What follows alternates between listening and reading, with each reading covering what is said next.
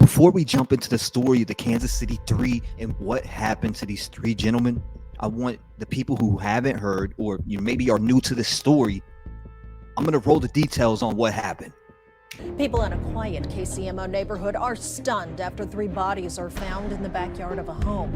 It happened last night in the Northland at 83rd Terrace and Wacomas Drive. And that's where we find KCTV5's Gianni Navarro. She has been following this story all day. And Gianni, what are the neighbors telling you? Sharon, neighbors tell me that this is a big mystery. They say they didn't know the victims, but knew that someone rented this home about 6 months ago. And now they're trying to wrap their heads around how something like this could happen.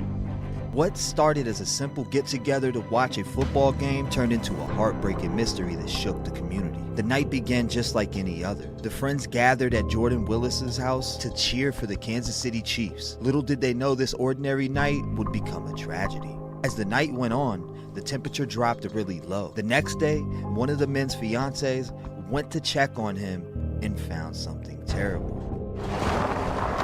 Yeah, it's very sad and very kind of disturbing. And so when something like this happens, you're just kind of shocked.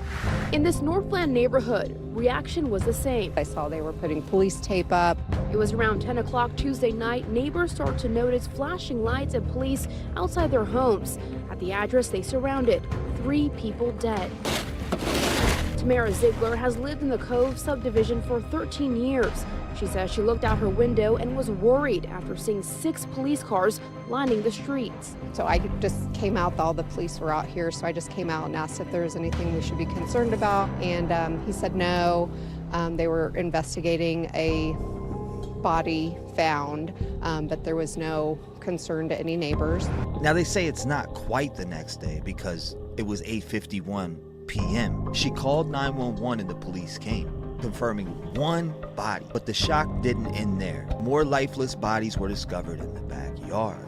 The Kansas City police, along with others, are now trying to figure out what happened. Even though it was freezing, there was no clear signs of foul play, making the investigators very confused. The victims were identified as Ricky Johnson, David Harrington, and Clayton McGinney. Autopsies were done, but the cause of death is still a mystery. Waiting for the test results is irking a lot of people. The people living in the house, including Jordan Willis, are helping the investigation, they say. Willis, a data scientist, says he has nothing to do with their deaths. He's sad and shocked, not knowing when or how they passed away. Police responded to a call at Jordan Willis's home, discovering the lifeless bodies of Clayton McGinney, Ricky Johnson, and David Harrington in the backyard. John Paserno, Willis's attorney, needs an attorney. He released a statement denying any involvement in their deaths vehemently.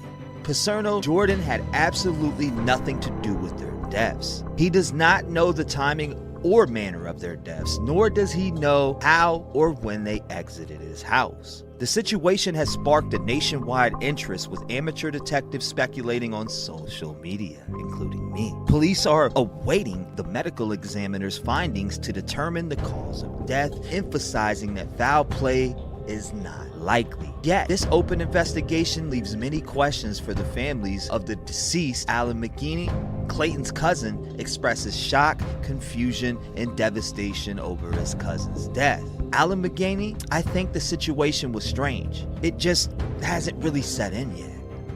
I don't think it will. Obviously, I mean, I didn't know them, but, I don't know if all 3 of those people lived there. Police say there was no obvious signs of foul play near or around the crime scene, but they still haven't released any causes of death.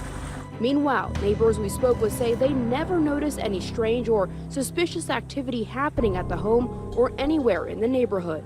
What is going on, ladies and gentlemen? Welcome to the channel, and there is a big update coming out of Kansas City 3.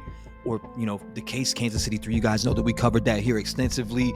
We did lives about it. We've had phone calls, etc. So I kind of want to jump in to that story now. Make sure you hit the like button. Make sure you subscribe to the channel for more notification bells on videos like this, lives like this, where we discuss and we have tailored conversations built around the case. Now, Kansas City 3 arrest coming soon. Today, we're diving into the heavy details of the Kansas City 3 case. 3 diehard Chiefs fans, Ricky Johnson, Clayton McGinney, and David Harrington went out to enjoy the game and kick it with friends, but tragically, they never made it home. Their bodies were discovered frozen in the snow 2 days later, right outside their friend Jordan Willis's house. The case has raised a ton of questions on how did these guys end up like that? Were drugs involved? And now charges are expected to drop in the next few weeks. But here's the twist. According to Jordan's lawyer, felony murder charges are likely, but Jordan won't be one of the people charged. Now, we covered this story and we talked heavily about Jordan. The law is focusing on those responsible for supplying the drugs, and there might be more than one person facing accountability. Now, when it comes to that, you guys know that's crazy. If y'all are ready to dig into what's going on and who might get caught up, hit that like button and let's get it. Here's the rundown. On January 9th of 2024, the bodies of Ricky, Clayton, and David were found in the backyard of Jordan Willis's rental house 2 days after the friends had gathered there to watch the Chiefs game. Initially, the case looked mysterious. The men had frozen to death in the snow, and for a while, people thought maybe Jordan was involved, but now after the detailed investigation, we're getting some clarity. Jordan Willis's attorney, John Paserno, has confirmed that Jordan won't be charged with anything related to the deaths of his friends. Instead, investigators are focusing on the people who provided the deadly mix of cocaine, fentanyl, and marijuana found in the victims' systems. These charges fall under felony murder laws, which means even though the suppliers didn't directly cause the deaths, they're being held responsible because their actions set these events into motion.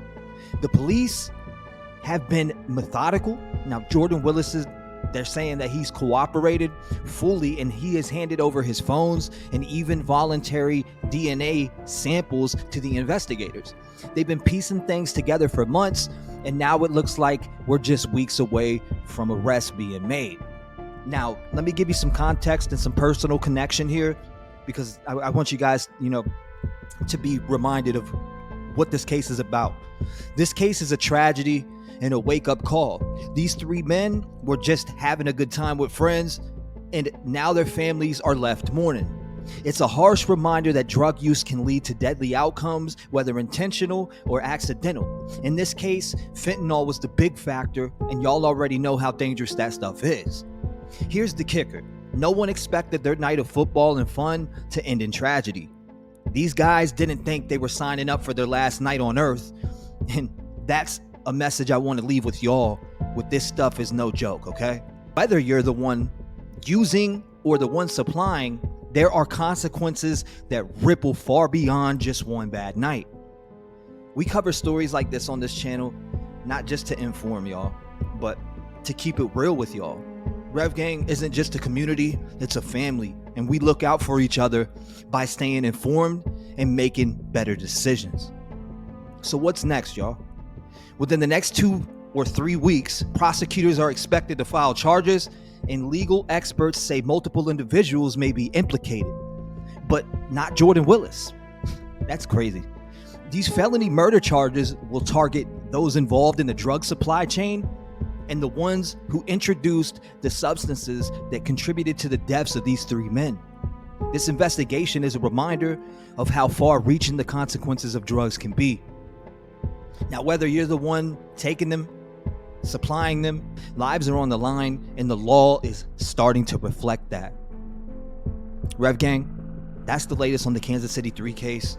The investigation has been wrapping up, and soon we'll see the arrest drop. What do you all think? Leave your thoughts and comments in the comment section. Is this the right way to get justice? Or do you think there's more to this story that hasn't come out yet? Let me know in the comments, because I do want to hear your thoughts. And if you're new here, welcome to the Rev Gang family.